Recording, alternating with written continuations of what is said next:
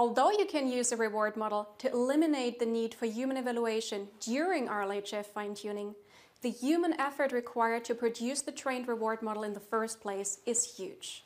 The label dataset used to train the reward model typically requires large teams of labelers, sometimes many thousands of people, to evaluate many prompts each.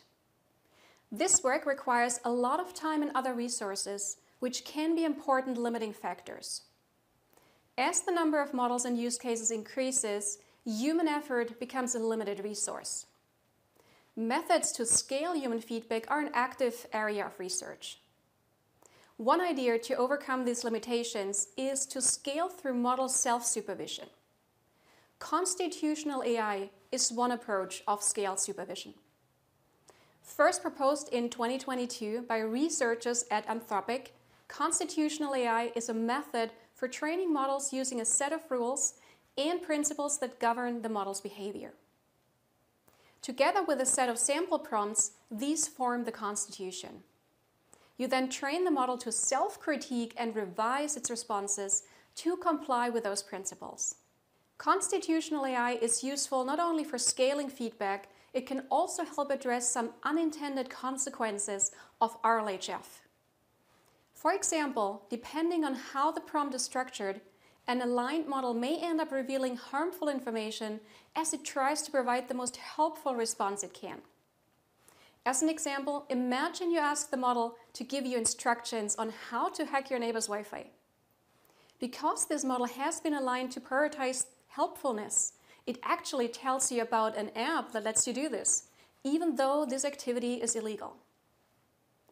Providing the model with a set of constitutional principles can help the model balance these competing interests and minimize the harm. Here are some example rules from the research paper that constitutional AI asks LLMs to follow.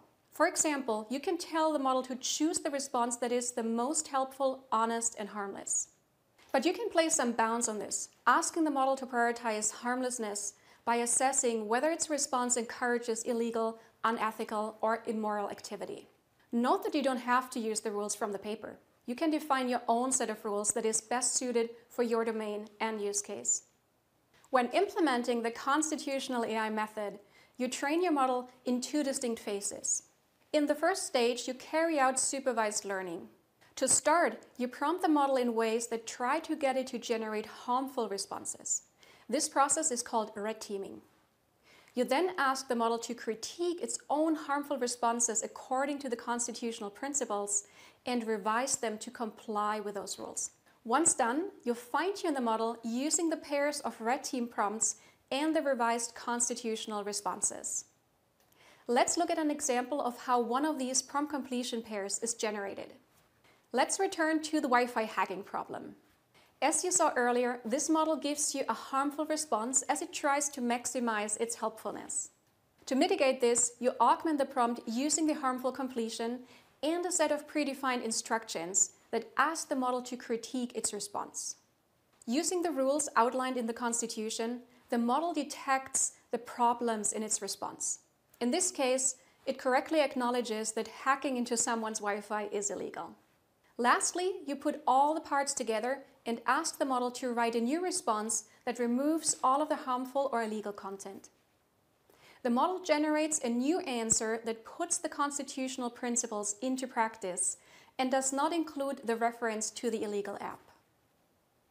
The original red team prompt and this final constitutional response can then be used as training data.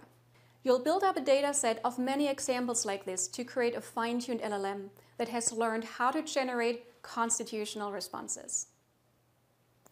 The second part of the process performs reinforcement learning. This stage is similar to RLHF, except that instead of human feedback, we now use feedback generated by a model. This is sometimes referred to as reinforcement learning from AI feedback, or RLAIF. Here, you use the fine-tuned model from the previous step to generate a set of responses to a prompt. You then ask the model which of the responses is preferred according to the constitutional principles. The result is a model-generated preference dataset that you can use to train a reward model. And with this reward model, you can now fine-tune your model further using a reinforcement learning algorithm like PPO, as discussed earlier. Aligning models is a very important topic and an active area of research. The foundations of RLHF that you've explored in this lesson will allow you to follow along as the field evolves. I'm really excited to see what new discoveries researchers make in this area.